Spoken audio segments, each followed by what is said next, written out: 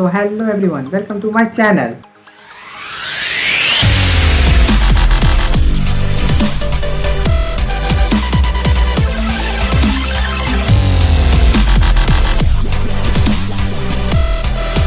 So guys आज हम बात करने वाले हैं लोकी सीजन 2 की एपिसोड नंबर 2 की, जहां सीजन 1 में मल्टीपल ब्रांचेस की टाइमलाइन बनी थी। उनमें से कई सारी टाइमलाइन पूर्ण हो गई हैं। जहां एपिसोड नंबर 1 का नाम ओरोबोरस था, जहां एपिसोड नंबर 2 का नाम ब्रेकिंग बैड है।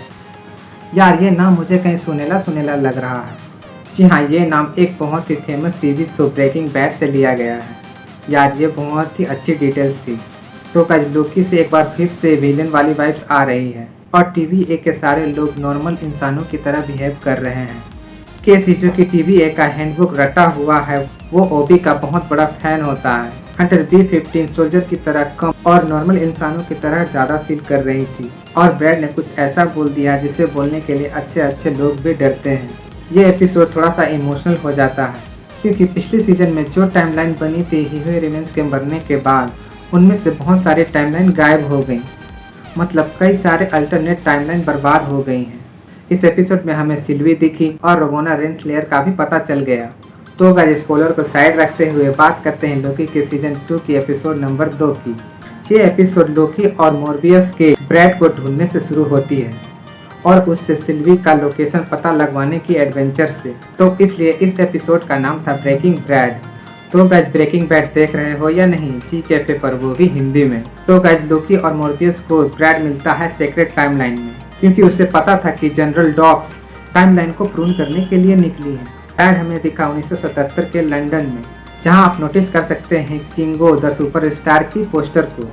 ये बहुत ही अच्छा ईस्टर एग था। ब्रैड यहाँ जेनिया का रोल प्ले कर रहा था। ब्रैड टीवी से भागकर एक सुपरस्टार की लाइफ जीना चाहता था। ब्रैड यानी X5 पिछले ही एपिसोड में मोर्बियस के साथ डिस्कस कर रहा था जेट स्की की और अपने खुद के लाइफ के बारे में भी, जहां लोकी अपने फुल विलेन वाले अवतार में था। ब्रैड की बैंड बजा रहा था और अपने जादू का भी इस्तेमाल कर रहा था, जो कि मुझे बहुत ही अच्छा लगा। बहुत टाइम से हम लोकी को अच्छे काम करते हुए देख रहे हैं, लेकिन हम ये भूल ही गए थे कि लोकी कितना खतरनाक विलन है। लोकी के शैडो वाला अवतार ब्रैड को पकड़ने वाला सीन काफ़ी कूल था, जहां 3 लोकी में से रियल लोकी को पता कर पाना काफ़ी मुश्किल था। जहां ओबी नए टाइमलाइन की ब्रांचेस का भार लेने के लिए तैयारी कर रहा था। शायद अब उतनी मेहनत नहीं करनी पड़ेगी क्योंकि एपिसोड के एंड में कई सारी टाइमलाइन की ब्रांचेस प्रून हो गई। इसका मतलब टेम्पोरल लूम अब इसका भार उठा लेगा। अजीब बात यह है कि मोबियस इतने टाइम से TVA में रहने के बाद भी TVA की हैंडबुक को नहीं पढ़ पाया। इधर ब्रैड लोकी के विलन वाले रूप को बाहर निकालने की कोशिश करता है, जहां वो उसे लूजर, पैथेटिक जैसे वर्ड बोलकर उसे उकसाता है और लोकी ये एक्सेप्ट भी करता है कि वो एक विलन है।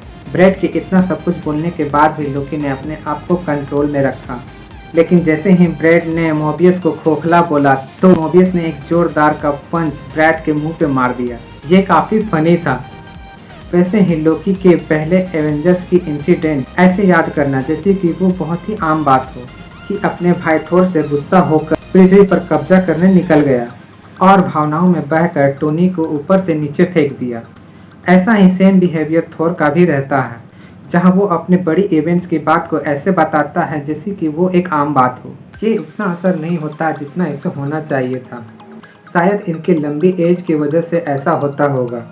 यहाँ हमें मोर्बियस के डर के बारे में भी पता चलता है, जो कि काफ़ी हैरानी वाली बात है कि मोर्बियस अपने पुराने लाइफ के बारे में जानना नहीं चाहता है, लेकिन मोर्बियस अपनी TVA वाली लाइफ से काफ़ी खुश है।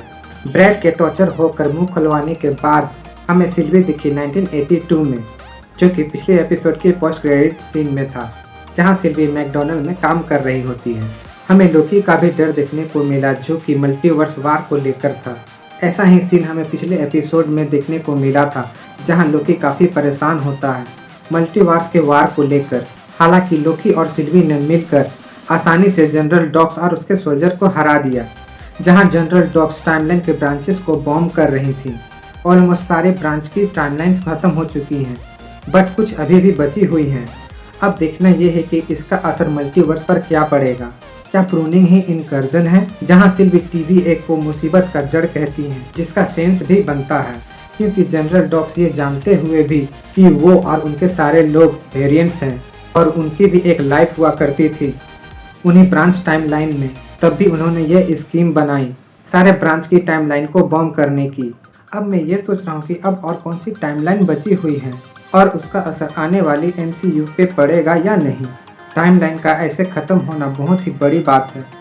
मुझे ऐसा भी लग रहा था कि जैसे एपिसोड 1 और एपिसोड 2 के बीच कुछ मिसिंग है, जहां एपिसोड 2 में अचानक से ब्रैड को ढूंढने के लिए मोबियस और लोकी निकल जाते हैं, लेकिन इनको फ्लैशबैक में दिखाया गया है। जो भी बोलो गाइस, ये सीक्रेट इन्वेजन से तो काफ़ी अच्छी लग रही है। एक्टिंग वाइज, सीरीज वाइज काफ़ी अच्छी चल रही है। लोकी, ओबी, मोबियस और हंटर B15 और केसी सब लोग कमाल कर रहे हैं। अब मेन सवाल ये है कि TVA का असली इंचार्ज कौन है और कितने लोग हैं जो कि हीरो रिमेंस को जानते हैं, और सबके वेरिएंट होने वाली बात पे TVA के लोग कैसा रिएक्ट करते हैं। ये कुछ ऐसे सवाल हैं जिनके जवाब मिलना बहुत ज़रूरी है।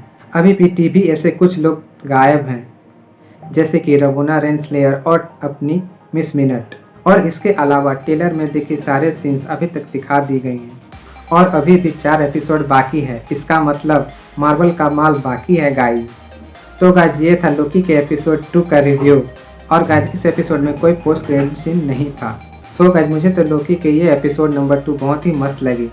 अगर आपने भी लोकी के एपिसोड नंबर 2 को देख लिया है तो आप बताओ आप इस एपिसोड के बारे में क्या सोचते हो और आपको ये एपिसोड कैसी लगी। सो गाइज मिलते हैं मेरी किसी नेक्स्ट वीडियो में, और जाते जाते मेरी वीडियो को लाइक और शेयर कर देना और मेरे चैनल को सब्सक्राइब कर देना, और गाइज अपने ओपिनियन नीचे कमेंट कर देना। सो गाइज मिलते हैं मेरी किसी नेक्स्ट वीडियो में, तब तक के लिए देखते रहिए मेरा चैनल अजय एक्सपीरियंस।